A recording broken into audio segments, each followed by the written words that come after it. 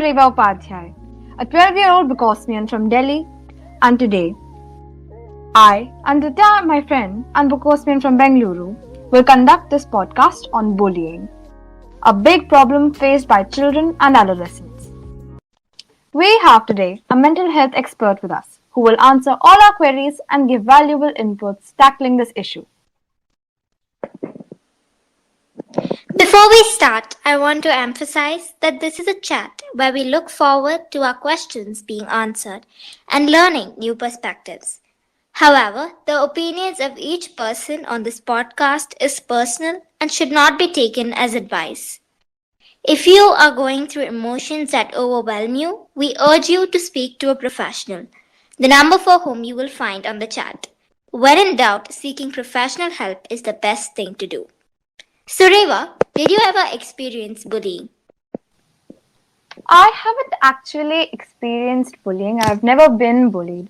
But I have seen one of my friends from my class being bullied, and it really broke my heart. Because when someone is bullied, it really reduces their self-esteem and their confidence about themselves and makes them feel ashamed of themselves, even though they have nothing to be ashamed of. And my friend really had trouble reaching out for help, and he couldn't stand up to the bully. But in the end, my friends and we all managed to help him stand up to the bully. That's really nice to know. My experience is from a different view as I was the person being bullied. And let me just say it wasn't at all a really nice one. But I managed to get my parents into it and we sort of had the situation under control. That's great to know, Ditya. We children may not know how to handle this big problem of bullying well. So it would be best to learn from someone who knows best.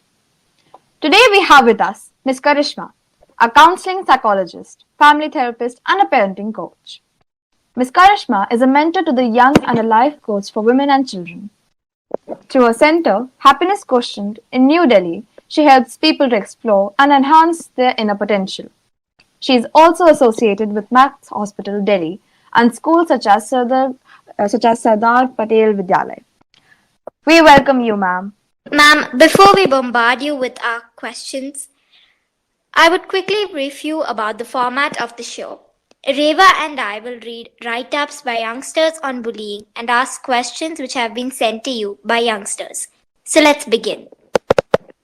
So our fellow Bukosmian, Nishani Kar from Kolkata, has penned down her deep thoughts on bullying. She has written a poem, "Bullying is not cool. Stop it. You may think you're cool by calling me names, and you may think that I'm hurting inside. You may even choose to get nasty, but do you really think I'm going to hide? Lots of people look up to you. They're scared if they don't, you'll turn sour. I bet half of them think you're a bully, but when you speak, they just cower. My only question is, only why? Just why? Why do you make innocent little kids sad? There's no reason to hurt, not even a tad. Then why do you tease those who are shy? You're not a bully, but a coward, who is jealous of people around you. Am I really as bad as you make me feel, or someone you want to be?" So, Ms. Karishma, what should we do if we feel like we are being bullied? So there are a lot of times that your brain is already racing. So we already have something called the coping mechanism in our brain fitted. It's not something that we need to do. We already have all the resources and our brain already knows and is tuned into technically working on ourselves in terms of saving us. But at that point, sometimes we freeze to not realize what exactly am I supposed to do in this particular situation.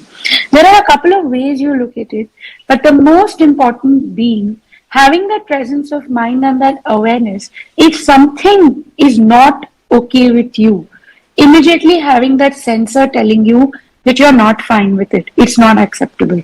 Often a lot of us have completed the process of bullying only to realize later that we were bullied. That, oh my God, this was actually happening to me. In spite of all this, we want to create more awareness of when it's happening to be able to stop it there and then. Then comes the next question, how to do that? So in that case, the first part of the how, however difficult or easy it may seem for a lot of us, is to reaching out to people, having your back support. For example, having 3 people around you. It's not necessary you have those 3 people in the same class, or you have those 3 people on the same bench or right next to you, but having 3 people around you in that particular institute, school, or class, wherever you are, whom you can reach out to. One of them, of course, could be your professors or teachers, one could be your parent, and one could be your peer. Knowing exactly where to go if you need support with a particular type of person. For example, if you're being troubled by a peer, by somebody in your class, like I think Ditya was saying about some names that they have for typical type of people, according to them. So knowing exactly how to stop this menace. The first thing could be, and you also fear for your own self-image because you don't want to be the one to be blamed that she goes and complains, she's a complaint box. But at the same time, there is a fine line in understanding what is acceptable to me as a person and what is not. And the most important thing over here is your confidence in yourself. So making it a little more clear for all of you, when you feel or you are experiencing bullying firsthand, the most important thing is reaching out. It may not always be wise to go up and fight there and then, but maybe an appropriate plan for the next day would be more advisable at first. And, understanding who are the people you can take support from in actually reaching out to these bullies. Because maybe it's not those bullies who are the problem. Maybe there is another problem which needs to be dealt with and not those people. So yes, maybe fighting there and then is not the wisest thing, but taking some time away to mechanizing and understanding how you can cope with it further is an immediate way to start. Okay, thanks for that, ma'am. Has bullying always been around? And why does it seem like it's a bigger issue these days? So bullying has been around all the time. It's just changed forms. Earlier, it was simple teasing. It started with eve teasing. It reached out to boys and girls both. Eventually, this teasing became bigger and uglier and started taking different forms of harassment. Further, it kept transitioning into different ways with different times and decades. Today, we talk about cyberbullying, which is the most prevalent, where because of the online issues and the pandemic, everything is online. And it's easier to make memes, to bully people, to harass people in different ways and not being found out. It's easier to get back at people. So bullying has been around. It's just transitioned into different forms from time to time. And we need to also revise our ways of dealing with this kind of bullying from time to time. Because not every time can I go to my professors or teachers or the principal or my parents. Sometimes out of fear of being shameful or not being believed, we don't want to go to these adults and we don't reach out to people in time to save ourselves or our peers. So it's important to know what exactly can they do at those times. So bullying has been there. It's just taking different forms and it's only getting more difficult right now because we're in the pandemic time, we're just getting out of the pandemic. So the bullying has taken this coarse way of not having any names. You don't know who's doing it. And that's even more haunting. Because if I'm getting mails or if I'm getting memes or if I'm being mocked at in front of the whole class or school, it becomes a talk of town. But I don't know whom to pick back at. That I don't know who the person is. So it creates more issues in my self-esteem than I'd like to believe. So definitely, bullying is creating more problems today, and it's creating more because now we have easier ways that bullies can reach us and bully us. But with changing times, we as society, members of this society, I think if we could actually revise ourselves and say that, I stand up to motivate someone and stop this nonsense towards someone, maybe I'm not at the butt of the joke. But if I see that somebody else is going through harassment and if I stand up with my set of people, it's only going to weaken these bullies, because bullies only they derive pleasure out of the fear they see that you are experiencing, and that fear for them is pleasure, not realizing that what they are doing is going to cost somebody their self-esteem, their confidence, and maybe the rest of their life. So we need to stand up to this fear and actually change it to motivating our peers to come together and team up and say no collectively. Not just stand and be the fawns in the groups and just be the yes boys and yes girls. So, yeah. Thank you, ma'am, for those very interesting points. Now I'd like to read out a piece from an essay by Aishwarya Gupta from Rudrapur, Uttarakhand. Blowing out someone's candle does not make yours shine brighter. Nowadays we enjoy teasing people, laughing at them for their mistakes, making fun of them instead of helping and abusing them. Abuses have now become a part of our conversation. Without that, we feel somewhat incomplete. We like roasting people without any reason, and this has become the most important means of entertainment. We don't think about their feelings. We forget that they are also humans and we treat them worse than animals. Yeah, definitely. It's sad that roasting is a means of entertainment now. Roasting is not really new. The White House correspondent dinner is a tradition where the media roasts the President of the United States. This culture is very new to India. Do you think our kids are picking up cues from our celebrities as roasting shows become more common and a part of pop culture here? Yes, I think roasting and like Reva read the article about the whole idea of deriving pleasure out of roasting people or doing this. I think the pop culture and all these things just add. I wouldn't say they are to blame, but definitely the fact that they add weightage to what's happening, and we feel going for these shows which are really funny and comic have roasters who do all these things for people. I don't think it's fair, but it's very subjective to people, and the person who's at the receiving end is going through a lot which we don't understand. And the biggest repercussion of bullying, roasting, and all other means of harassment, there is one question that each of us has faced in life, and that question is, why me? Why did I have to go through this? And I think that makes each child special and unique. But the problem is when the why me comes, this unique and special becomes a problem for them. And this problem prevails for the rest of our lives, going into bigger fears of I am not good enough. So hence, I think the fact that roasting or bullying is something that we've taken up as a topic with you young adults is amazing, because we need to know and we need to be able to draw a fine line between what is acceptable and what is not. Thank you so much, ma'am. My school also has an anti-bullying policy that every parent signs at the beginning of the year.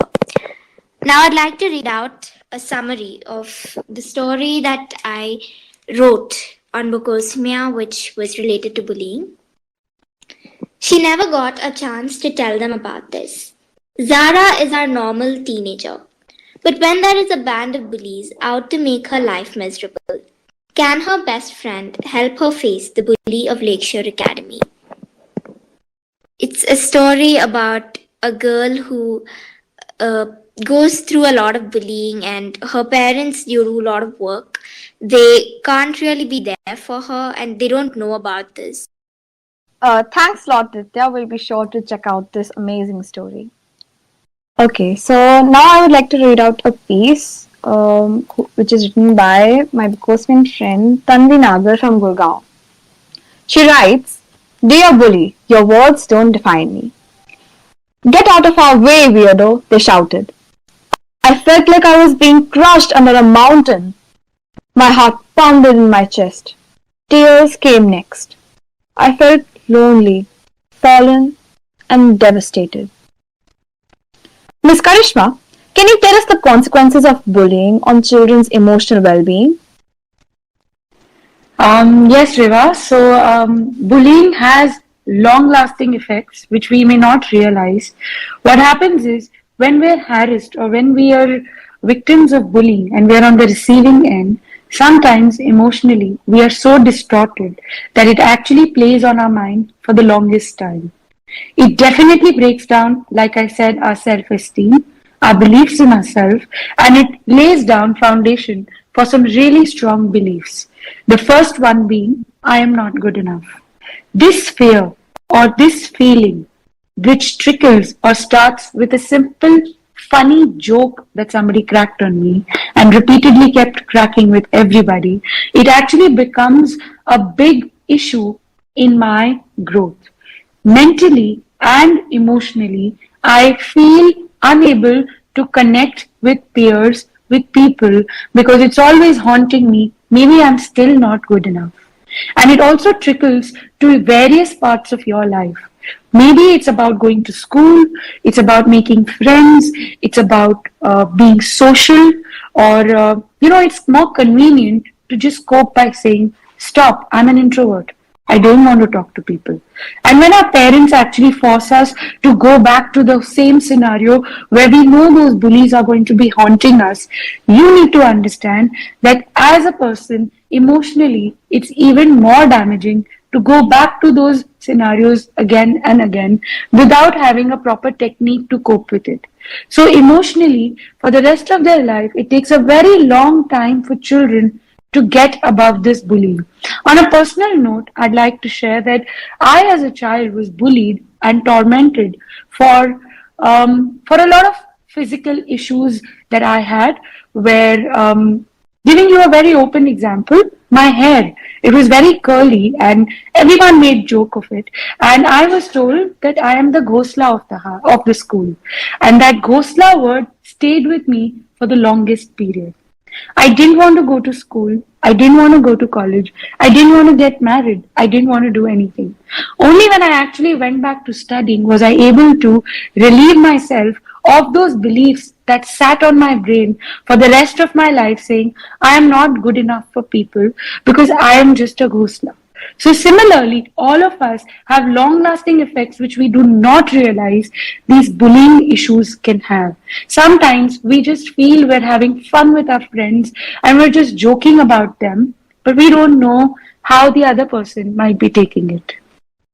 I'd like to add a little bit. Bullying has happened to all of us at some point, or we have been victims, or we have been observers of this bullying. It's important for us to know, as members of the society, the place where we belong, we need to stand up for ourselves and our peers in whichever way that's possible. If someone does not have the courage to actually report it, maybe I or you could report it to the authorities and get this streamlined for the person. Sometimes reaching out to them or letting them know how you saw them and you felt for them is only encouraging and boosting them to be able to take control and charge of their own lives. It's not easy to deal with these things, but definitely if we can be that 1% change in this society, we will be able to make a lot of difference to a lot of people around us. Ma'am, I have a question. Many times, it's actually a very common statement that we hear that bullies are people who are insecure themselves, and that is exactly why they bully others, to make themselves feel better or something makes them insecure. So my question is, why would a person who is insecure want to bully another person? What advantage are they getting out of it? Whenever we are getting cases of bullying, we first check for the bully. We try to understand what made them do what they're doing. And yes, you're right that a lot of times these bullies have been victims of bullying themselves, and further they inflict it on people. So there is a very deep psyche behind it. But to simplify it for all of you young people, I'd like to add that sometimes when I don't get what I want, or I didn't get, or I was victimized for something which was not my fault, I go into a frenzy where I want to fight and defy everybody around me.